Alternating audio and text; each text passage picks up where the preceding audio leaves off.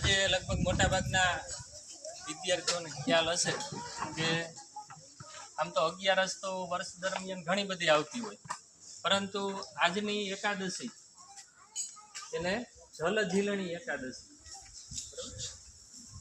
કૃષ્ણ પરમાત્મા આપણે બધે ઓળખીએ છીએ. ભારતના અને વિશ્વના જન જનના હૃદયમાં હજી સુધી 5000 વર્ષ એના જન્મને થઈ ગયા, છતાં પણ લોકો એને યાદ કરે છે હજી ઘરે ઘરે. બરાબર. આવા કૃષ્ણ પરમાત્માનો જન્મ જ્યારે મથુરાની જેલમાં રાતે થયો, આઠમની રાતે, એટલે નંદ બાવાએ રાતે એને ગોકુળમાં વસુદેવ મૂકી એવા નંદ બાવાના ઘરે.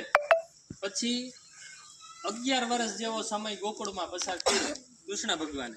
અલગ અલગ પ્રકારની લીલાઓ, બરોબર, તમે જોતા હશો કૃષ્ણ સિરિયલ, બરોબર, એમાં ઘણી બધી પ્રકારની લીલાઓ છે કૃષ્ણ ભગવાને કરી.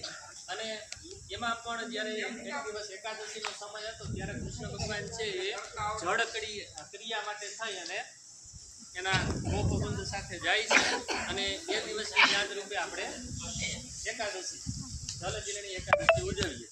બીજું, ત્યાર પછી કૃષ્ણ ભગવાનને અક્રૂરજી છે એ તેડી જાય છે, તમને ખબર છે, બરાબર. પછી એક દિવસ કૃષ્ણ ભગવાન છે એ બેઠા બેઠા રડે છે, એકલા એકલા, બરાબર. ગોકુળ છોડી અને કૃષ્ણ ભગવાન નીકળી જાય છે, પછી એકલા બેઠા બેઠા રડે છે. એમાં ઉદ્ધવજી એક મહાપંડિત હતા, એનું ધ્યાન પડ્યું કે ભગવાન તમે રડો છો.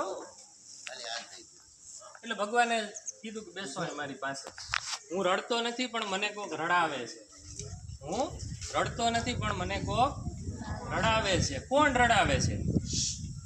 તો કે મને ગોકુળના ગોવાળિયાની યાદ રડાવે છે,